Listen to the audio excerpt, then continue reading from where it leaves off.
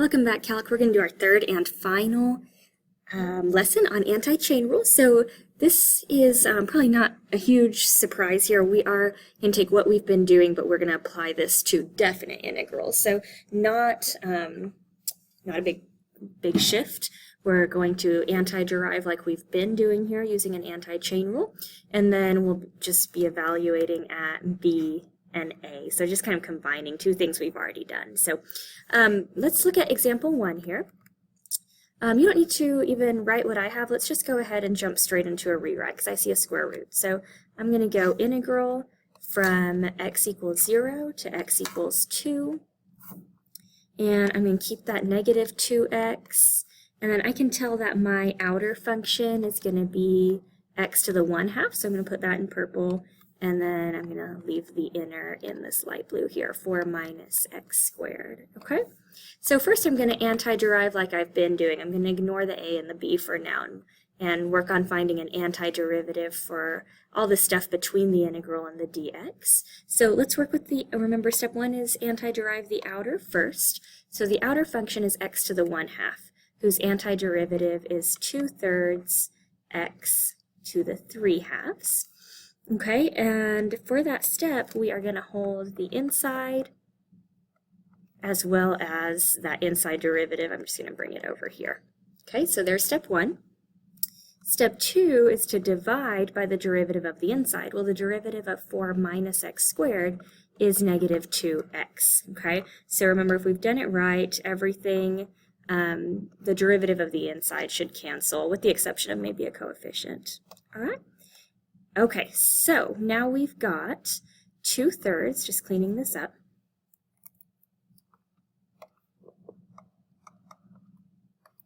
times the quantity 4 minus x squared to the 3/2. And we're evaluating this at x equals 2 and x equals 0. So remember with your coefficients, especially with fractions, bring those out to the front. And then all you have left to kind of work with here is this piece. So I'm first plugging in what for x? Yeah, I'm first going to plug in 2 for x. So I've got 4 minus 2 squared to the 3/2. And then what symbol? Minus. And then I'm plugging in 0 for x. So 4 minus 0 squared to the 3/2. Okay? All right, let's just clean this up. So 2 squared is 4, 4 minus 4 is 0, so 0 to the 3/2 is 0. Here I've got 4 minus 0 to the 3/2. Well, the square root of 4 is 2, 2 cubed is 8. So final answer, we've got negative 16/3. All right, go ahead and pause and write example 2. Notice that the outer function in this case is x to the 4th. So let's anti-derive, okay? So anti-derive the outer, which will be 1/5 x to the 5th. Hold the inner, x cubed plus 1, as well as the x squared, right? There's step 1. Step 2, divide by the derivative of the inside, which is 3x squared. So at this point, the x squareds cancel, right? But I am still dividing by 1/3. I'm sorry, I'm dividing by 3, which is the same as multiplying by 1/3. So my new coefficient will be 1/15. And then I'll have this x cubed plus 1 to the 5th evaluated at x equals 1 and x equals 0.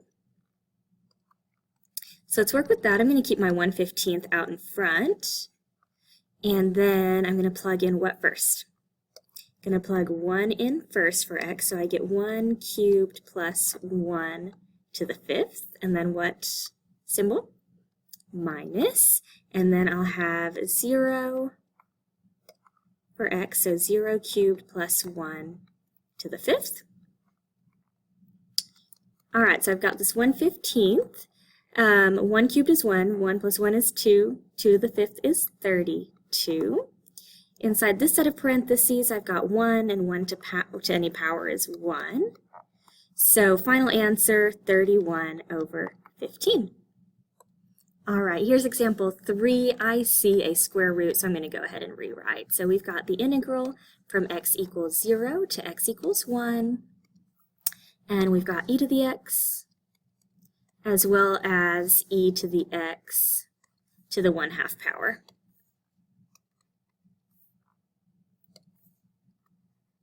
Okay, so my outer function is x to the 1/2. So let's go ahead and anti-derive that first. Again, that'll be 2/3 x to the 3/2. But I hold my inside function as well as my outer. So there's step 1 of anti-chain. Step 2, divide by the derivative of the inside. Well, the inside is e to the x, whose derivative is also e to the x. Those cancel. So if I clean this up, I'm left with 2/3 e to the x to the 3/2. And we're going to evaluate that at x equals 1 and x equals 0. Which one do I plug in first for x? Plug in 1 first. I'm going to, again, leave that 2/3 out. So I will have e to the 1 to the 3/2 minus e to the 0 to the 3/2. Again, just cleaning this up. E to the 1 is just e, so I've got e to the 3/2 minus, and then anything to the 0 power is 1, and 1 to any power is 1. And we'll just leave it like that. All right, so keep in mind that I have been teaching you this anti-chain rule as a way to kind of avoid what's called U substitution, okay? Because U substitution tends to be so heavy on the steps that it kind of muddles what we're actually doing, which is just an anti-chain rule. Now, I do want to go over how you may see this as a multiple choice AP question. So let's take a look at this. It says, using the substitution u equals sine of 2x, find an equivalent expression to this integral, okay? Now, we're not doing u substitution, so don't bother with that. Let's go ahead and find this definite integral. Again, I'm going to rewrite. So this will be the integral from x equals pi over 6 to x equals pi over 2. And then I'm going to have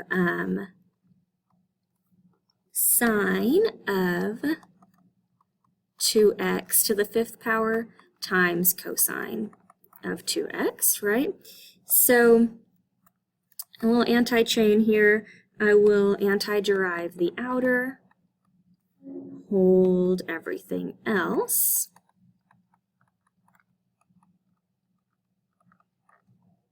Then divide by the derivative of sine of 2x, which is 2 cosine 2x, right? And that guy needs chain rule as well. So what happens here is those go away, right? So I have 1/6 divided by 2. So that will be 1/12.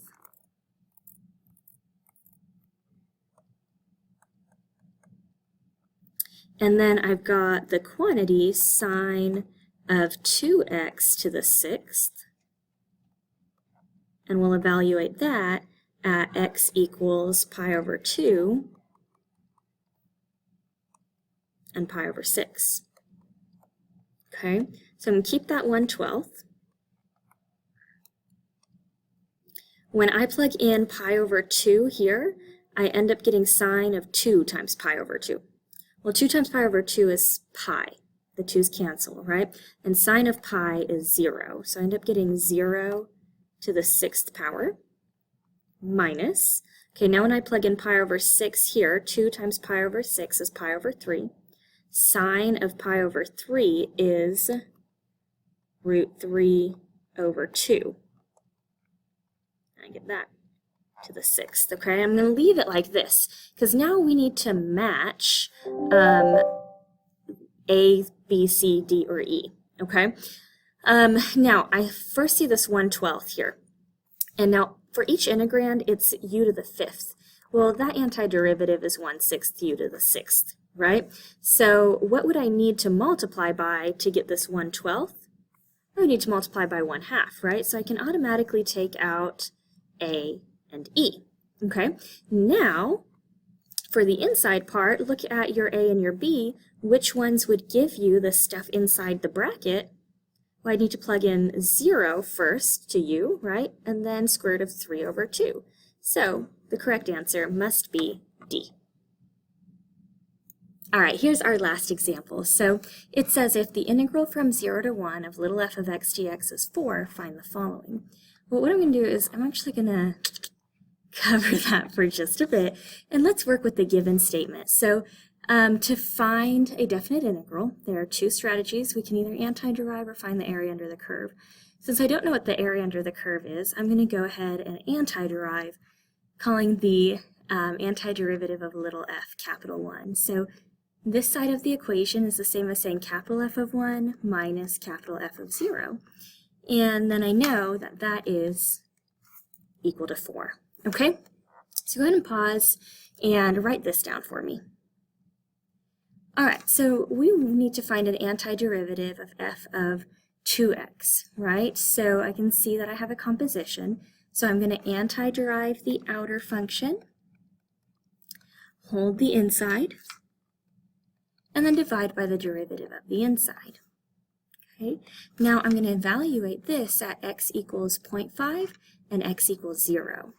All right, so I'm going to bring that 1/2 out, and then if I plug in 0.5 to x, I get capital F of 2 times 0.5, which is 1, minus, then when I plug in 0 to x, I get capital F of 0.